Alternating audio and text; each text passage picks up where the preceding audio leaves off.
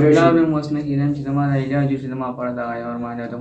ما درته سکول یم او زما په اړه د ارمان دی ما خدای مې روکړي زما پلار مو غریبۍ ډاکټري منظوره کړي پیسې مې درک ورسره نه لګي علاجونه یې ډېر وکړو خو ګزاره ورسره ونه شوم چې علاج یې وشي زما علاج په اړه ارمان دی. جی زما رحمدان نامه ده د نوښار خشکو سره تعلق ساتم دا زوی مې بیمار دی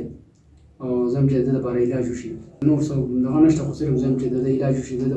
ده په وجه زه مزدوري له نشم ډاکټري مزدوري کوم د څه مسله د رفیع الله نامه ده د ده په دې سر باندې درد راځي او د سر سره د ده لاس خپې هم کار کوي مخکې مې علم خان سره د دې ویډیو هم کړی هغه ویډیو د ده اوس هم چلېږي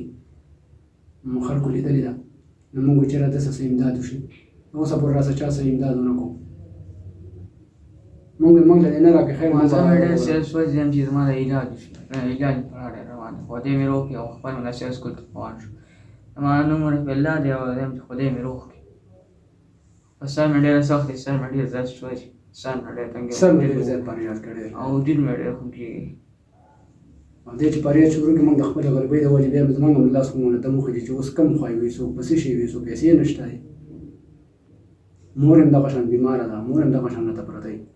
نو موږ زموږ خو په خپله هغه خبره دال ساک باندې ګزاره کوو د وخت نه په غریبۍ په لږتن د عادت یې خو د ده د علاج چې دی دا ضروري دی چې عمر یې دی چې د علاج په وخت باندې وشي نو ښه خبره ډاکټرانو چې د علاج تاسو په وخت وکړئ ډاکټر د څه ووایي نو ډاکټر وایي چې د ده علاج اوس کول غواړي خو هغه ماته د میاشت ټیم دوايانې راکړې وې میاشت کې ما بونه تلو د ده علاج شروع دی خو زه زما نه اوس باقي پاتې ده زه اوس نشم کولی ما ته چې میاشت بعد واپس دا راولي نو ما خو بیا مونه تلو ځکه چې ما سره پیسو ما سره کرۍ نشته نو زه بیا په څه بوځم اوس هم دې مرزو ته چې رالم نو ما د بل نه کریانې راواغېستې بلکې ما د دې علاج ما شروع کړی هغې ما ته چې یاره میاشت بعد بیا ته ما له راولي هغې کې هم تقریبا اته نهه میاشتې تېر شو ما واپس به ونه کړو اوس واپس مې اوس نه کېږي او دغه د په صحت کارډ باندې مې منډې تګ ووالي په هغې هم څه ونه شو راله یو ډسپرین ګولۍ هم پرې راته میلاو نه شوله دا لپاره بیا څه مو رجوع کړي دي وګوره پرون هم 400 هسپتال ته راغلی ما بروز هم پېښور ته تللی وم په دې باندې وایي دا نه کېږي دا د اپریشن کار پرې کېږي او داسې پرې نه کېږي دا د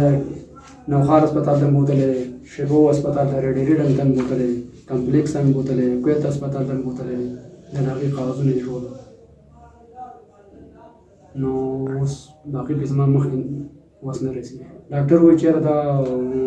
د ده بیا ټسټونه وکړي لکه هغه خو ما ته ویلي ډاکټر د ډاکټر اقبال نامې ده هغه ما ته ویل چې یاره ته یې واپس راولې میاشت علاج یې را ښودلی و هغې دوايانې راکړې وې ما ته چې میاشت بعد ما ته ښه نو هغې تقریبا اته نهه میاشتې وشو ما واپس به ونه تلم پیسې راته نشته څه شی باندې بوځم ډاکټر څه چې څونه خرچه پرې راځي نو ډاکټر اوس بل ډاکټر ته مې بوتلی و دا ډاکټر غزان نوم یې دی د چارسده کې دی هغه ما ته چې یاره ته بیا ټسټونه وکړه ته یې مال راوړه نو پرون دغه ټسټونه لیکلي یو ایم آر آی یو سي ټیکسین دی نو هغه وایي چې ته دا وکړه واپس یې مال راوړه چې د دې معلومات وکړم چې څه مسله ده ولکه ډاکټرانو داسې حل نه دی ایستلی اوس مخکې د ده غټ ټسټونه په کار دی غټ ټسټونه زما اوس نه کېږي په غټ ټسټونو څونه خرچه راځي نو دا پته نه لګي ډاکټرانو چې لکه دا د دې به موږ په خپل هغه کوو معلومات کوو صحیح ده ستاسو نمبر څه دی ما 0312 63 63 644 زه چې بس د دې زوی لپاره ما امداد وشي چې لکه د ده د علاج پوه شي چې د مدرسې له سبق له روان شي تقریبا کال وشو ښه شوق یې دی ورسره مدرسې سبق سره د مانځه سره ښه شوق دی خو کولی یې نه شي زموږ هم غریبۍ علاج هم اوس نه کېدم چې زما د علاج وشي زما په اړه دغه یو ارمان دی ما درته سکول یم او زما په اړه د ارمان دی ما خدای مې روکړي زما پلار مو غریبۍ ډاکټري منظوره کړي پیسې مې درک ورسره نه لګي علاجونه یې ډېر وکړو خو ګزاره ورسره ونه شوم چې علاج یې وشي زما علاج په اړه ارمان دی چې اوس خدای مې روغ کړي